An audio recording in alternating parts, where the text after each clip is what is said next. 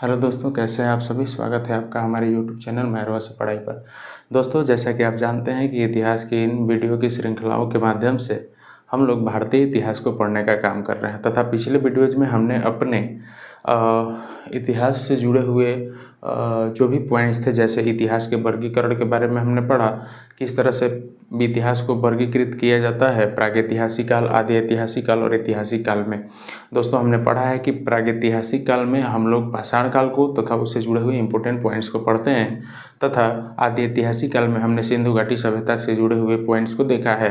आज के इस वीडियो में हम लोग ऐतिहासिक काल को शुरू कर रहे हैं। हम जानते हैं कि ऐतिहासिक काल इतिहास का वह कालखंड है जिसमें बहुत सारी चीज़ें लिखी गई तथा उसको ईजी वे में पढ़ा भी जा सका, इसीलिए इस काल को हम लोग ऐतिहासिक काल कहते हैं।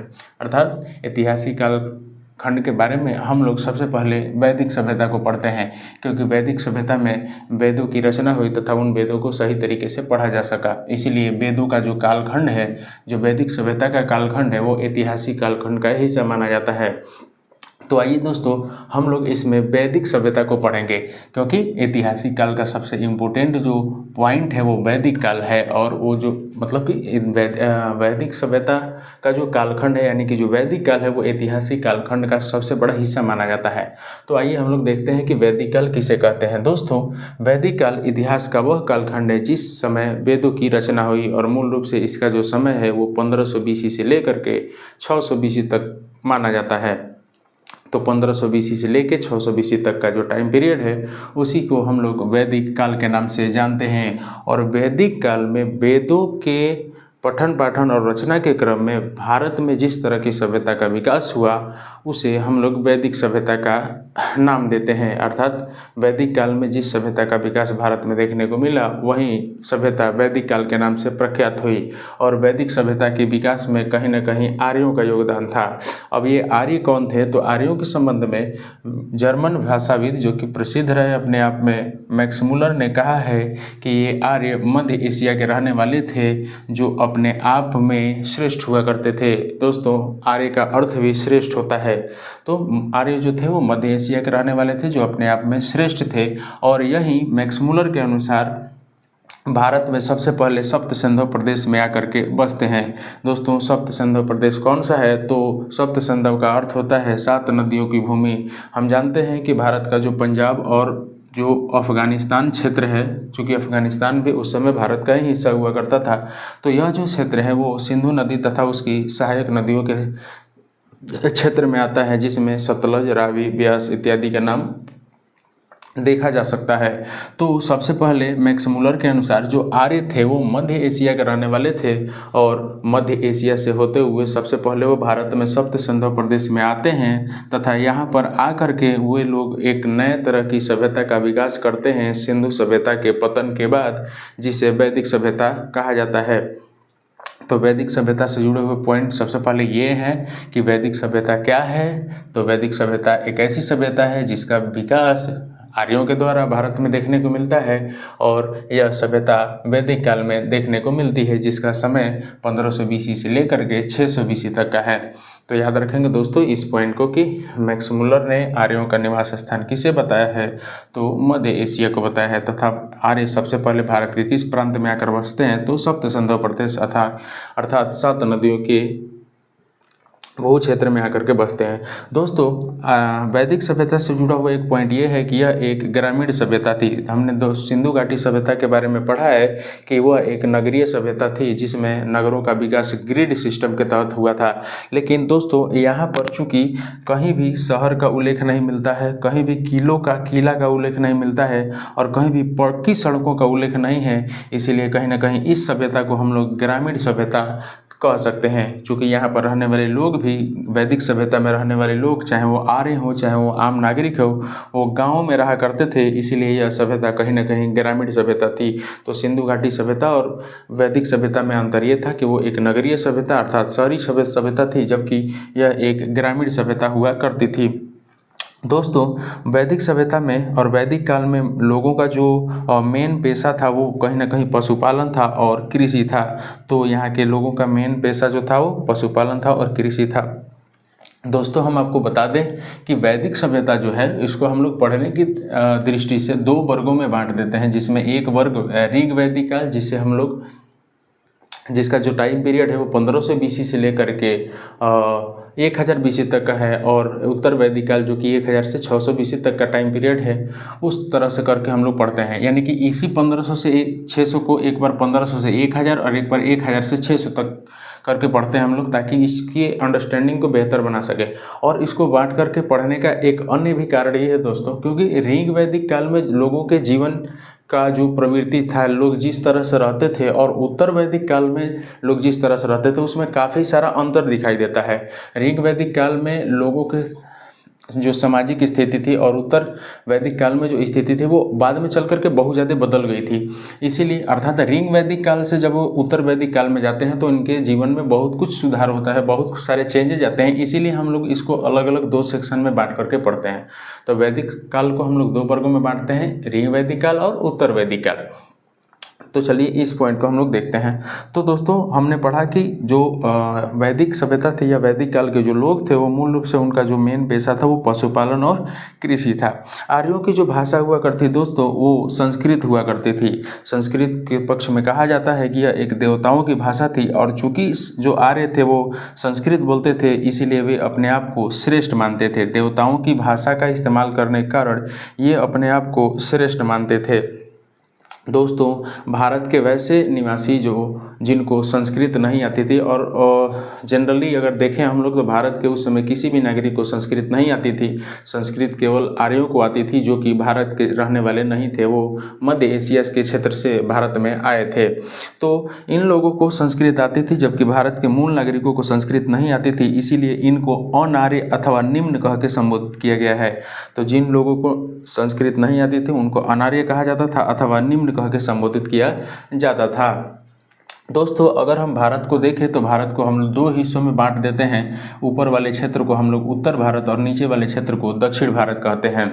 तो दोस्तों यहाँ पर एक पॉइंट हम लोग ये याद रख सकते थे कि अगर हम दक्षिण भारत की बात करें कि दक्षिण भारत में जो वैदिक सभ्यता का विकास का जो मूल श्रेय है वो किसे जाता है, तो अगस्त ऋषि को जाता है। अगस्त ऋषि ने दक्षिण भारत में वैदिक सभ्यता का विकास में महत्वपूर्ण भूमिका निभाया, जबकि उत्तर भारत में अगर हम वैदिक सभ्यता के विकास की बात करें तो विदेह जो कि राजा थे, एक उनके जो पुरोहित थे जिनका नाम है गौतम राहुगढ़। ये पुरोहित का मतलब क्या है दोस्तों, यहाँ पर अगर हम वैदिक सभ्यता के या वैदिक काल के समाज को देखें तो वैदिक काल का जो समाज था वो कई वर्गों में बटा था। समाज का सबसे जो छोटा हिस्सा हुआ करता था उसको कहीं ना कहीं कुल बोला जाता था, और कई छोटे छोटे कुल मिल करके ग्राम का निर्माण करते थे, और कई छोटे छोटे ग्राम मिल करके विष का निर्माण करते थे, और कई विष मिल करके जन का निर्माण करते थे, जिसका जो हेड था वो राजा हुआ करता था। तो अगर हम राजा की बात करें तो राजा को अगर किसी प्रशासनिक कार्य में सलाह की ज़रूरत है तो वो अपने सबसे प्रमुख व्यक्ति से इस बात पर चर्चा करता था, और वह प्रमुख व्यक्ति कोई और नहीं उनका पुरोहित हुआ करते थे। तो जैसे पुरोहितों में अगर हम प्रमुख देखें तो जैसे विश्वामित्र का नाम सामने आता है, वशिष्ठ का नाम सामने आता है। इसी तरह से विदेह राज के जो पुरोहित थे उनका नाम था गौतम राहुगढ़, और इन्हीं को कहीं ना कहीं उत्तर भारत में वैदिक सभ्यता के विकास का श्रेय दिया जाता है। तो अगर हम कहें कि वैदिक सभ्यता का श्रेय उत्तर भारत में किसे दिया जाता है, उसके विकास का श्रेय, तो हम गौतम राहुगढ़ का नाम लेंगे। दोस्तों इनके बारे में एक बात और कही जाती है कि किसी कारणवश ये गंगा को पार करके बिहार प्रांत में उस समय नहीं आ सके थे। गंगा को पार करके ये पाटलिपुत्र क्षेत्र में नहीं आ सके थे, इसीलिए पाटलिपुत्र को कहीं ना कहीं अछूतों की भूमि कह के संबोधित किया गया है। तो अछूतों की भूमि पाटलिपुत्र को इसीलिए कह के संबोधित किया गया है क्योंकि गौतम राहुगढ़ गंगा को पार करके यहाँ पर आने में असमर्थ रहे। और पटना के जो गंगा जल है दोस्तों, चूँकि ये वहाँ पर नहीं आ सके थे, इसीलिए पटना के गंगा जल को भी अपवित्र माना जाता है। तो पटना के क्षेत्र में गंगा जल को अपवित्र माना जाता है गौतम राहुगढ़ के असमर्थता के कारण, जो कि यहाँ पर आने से रिलेटेड था। दोस्तों अगर हम वैदिक सभ्यता के सबसे प्रिय पशु की बात करें तो वह गाय हुआ करती थी, तथा गाय की हत्या समाज में सबसे बड़ा कुकर्म माना जाता था और इसके लिए राजन के हिसाब से मृत्युदंड दिया जाता था या आजीवन कारावास की प्रथा देखने को मिलती है। दोस्तों, हमने सिंधु घाटी सभ्यता के बारे में पढ़ा है कि वह एकमात्र सत्तात्मक सभ्यता हुआ करती थी, क्योंकि अलग अलग जगहों से खनन के बाद या वहां से खुदाई करने के बाद अलग अलग महिलाओं की अत्यधिक मात्रा में मूर्तियां प्राप्त हुई हैं, जिसका अर्थ कहीं ना कहीं यह है कि वह एकमात्र सत्तात्मक प्रथा थी अथवा वहाँ पर एकमात्र सत्तात्मक समाज देखने को मिलता है। जबकि अगर हम वैदिक सभ्यता की बात करें तो वैदिक सभ्यता जो थी और वैदिक सभ्यता से जुड़ा हुआ जो समाज था वो पितृसत्तात्मक था। पितृसत्तात्मक का मतलब क्या होता है दोस्तों? चूँकि अभी हमने बताया कि वैदिक सभ्यता का जो सबसे छोटा सेक्शन था वो कुल हुआ करता था। कुल का मतलब होता है दोस्तों परिवार, और परिवार का जो मुखिया होता था वो पिता ही होता था। इसीलिए कहीं ना कहीं इस समाज को हम लोग पितृ प्रधान समाज कहते हैं। तो क्वेश्चन डायरेक्ट पूछा जाता है दोस्तों कि वैदिक समाज किस तरह का समाज था, तो पितृ प्रधान समाज था। जबकि सिंधु घाटी सभ्यता का जो समाज था वो किस तरह था, तो मातृ सत्तात्मक समाज हुआ करता था। तो समाज में सबसे छोटी जो इकाई हुआ करती थी वो कुल होती थी, और कुल का जो हेड होता था वो पिता होता था, जो उसका मुखिया होता था वो पिता होता था, और इसी पिता को वहाँ पर कुलप कहा जाता था। पिता को वहाँ पर कुलप कह के संबोधित किया था। मैंने अभी बताया दोस्तों कि समाज कुल, ग्राम, विष और जन में बटा हुआ करता है। कुल का जो हेड होता था वो परिवार का मुखिया यानी कि पिता होता था, जिसको कुलप कहा जाता था। ग्राम का जो हेड होता था, जो कि कई छोटे छोटे परिवारों को अर्थात कुलों को मिला करके बनता था, उसे वो ग्रामीणी हुआ करता था। और विष का जो हेड हुआ करता था वो उसको विषपति कहा जाता था, और जन का जो हेड होता था उसे राजन कहा जाता था। हमने अभी बताया कि पुरोहित वैसे लोग हुआ करते थे दोस्तों जो कि राजन को अर्थात राजा को, जो कि जन का हेड हुआ करता था, उसके छोटे छोटे या बड़े प्रशासनिक कार्यों में उनकी मदद करते थे, अर्थात उनको सलाह देने का काम करते थे। ये सबसे बड़े प्रशासनिक अधिकारी माने जाते थे राजा के अंडर में। तो राजा के अंतर्गत मतलब राजा जो थे वो किसी भी मैटर पर, किसी भी गंभीर अथवा छोटे बड़े मैटर पर बिना पुरोहित के सलाह लिए कोई फैसला नहीं करते थे, ऐसा देखने को मिलता था। दोस्तों, इसी तरह के दो पुरोहितों के नाम यहाँ पर देखने को मिलते हैं, एक वशिष्ठ और एक विश्वामित्र। विश्वामित्र के बारे में कहा जाता है कि यह एक उदारवादी पुरोहित के उदाहरण थे, जबकि वशिष्ठ एक रूढ़िवादी पुरोहित के उदाहरण हैं। दोस्तों, हमने पढ़ा कि जन जो था वो वैदिक समाज का सबसे बड़ा हिस्सा हुआ करता था, जो कि जिसका हेड जो थे वो राजन थे। और यही जन धीरे धीरे समय के परिवर्तन के साथ जब धीरे धीरे विस्तृत रूप लेने लगा तो आगे चल के जनपद कहलाया, और यही जनपद जब और अधिक विस्तृत हो गया, जब और बड़ा हो गया, तो इसे महाजनपद कह के संबोधित किया, जिसके बारे में हम बौद्ध ग्रंथ अंगुत्तर निकाय में भी पढ़ते हैं, जहाँ से भारत में 16 महाजनपदों की सूची मिलती है, जिसमें सबसे प्रभुत्वशाली और सबसे जो मजबूत जनपद महाजनपद हुआ करता था वो कि मगध का साम्राज्य था, अर्थात मगध महाजनपद था। तो ये दोस्तों एक छोटा सा पॉइंट है। दोस्तों, अगर हम वैदिक सभ्यता में जीवन भर अविवाहित रहने वाली किसी महिला की बात करें तो उसे अमाजू कह के संबोधित किया जाता था। तो दोस्तों, देखा कि हमने जो पुरोहित होता था वो सबसे प्रमुख प्रशासनिक अधिकारी होता था, जो राजन के कार्यों में उनकी मदद करता था तथा उनको विभिन्न प्रकार के सलाह दिया करता था, तथा जीवन भर जो अविवाहित रहने वाली महिलाएं थीं उनको वैदिक सभ्यता अर्थात वैदिक काल में अमाजू कह के संबोधित किया जाता था। अब आइए दोस्तों 3 अन्य प्रमुख पॉइंट्स को देखते हैं। वैदिक सभ्यता अथवा वैदिक काल में बहुत सारे ऐसे भी लोग थे दोस्तों जो दूर दूर तक जा करके व्यापार का कार्य किया करते थे, और ऐसे लोगों को वैदिक काल में पड़ी कह के संबोधित किया गया है। बहुत सारे ऐसे भी लोग थे जो अपराधियों को पकड़ने का काम करते थे एक सैनिक के रूप में, जिनको उग्र कह के संबोधित किया गया है, तथा जनता की गतिविधियों की देखरेख करने वाले जो गुप्तचर लोग होते थे उनको वैदिक काल में अस्पष्ट के रूप में कहा गया है अथवा कह के संबोधित किया गया है।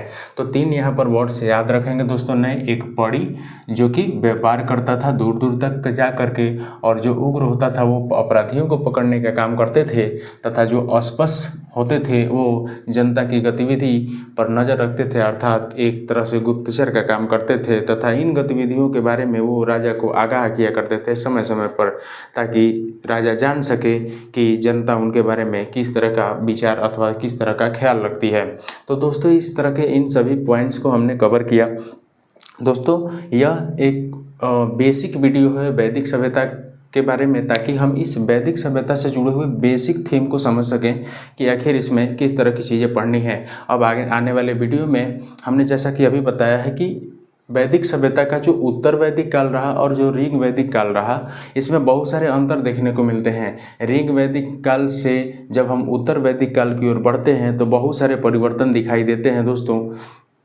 यहाँ पर जब हम ऋग वैदिक काल से उत्तर वैदिक काल की तरफ बढ़ते हैं तो लोगों के जो विचार हैं और जो मान्यताएं हैं वो काफ़ी बदलती हुई दिखाई देती हैं। इसीलिए हम लोग इसको अलग अलग वीडियो में कवर करेंगे। तो आने वाले जो वीडियोज होंगे वो हमारे ऋग वैदिक काल से रिलेटेड होंगे, तथा उसका बाद से जो आने वाला हमारा जो वीडियो होगा वो उत्तर वैदिक काल से रिलेटेड होगा। तथा इसके बाद हम एक और वीडियो लेकर आएंगे दोस्तों, जिसमें हम लोग इस चैप्टर से बाकी जो भी बचे हुए पॉइंट्स हैं उनको हम लोग कवर करेंगे, ताकि अगर इस चैप्टर से हमें किसी भी कॉम्पिटिटिव एग्जामिनेशन में क्वेश्चन देखने को मिले तो वो कहीं से भी छूटे नहीं। तो दोस्तों आशा करते हैं कि आपको ये वीडियो पसंद आया होगा। अगर आपको यह वीडियो पसंद आया है तो आप इसे अपने दोस्तों में शेयर करें तथा लाइक और सब्सक्राइब जरूर करें। तब तक के लिए धन्यवाद। जय हिंद।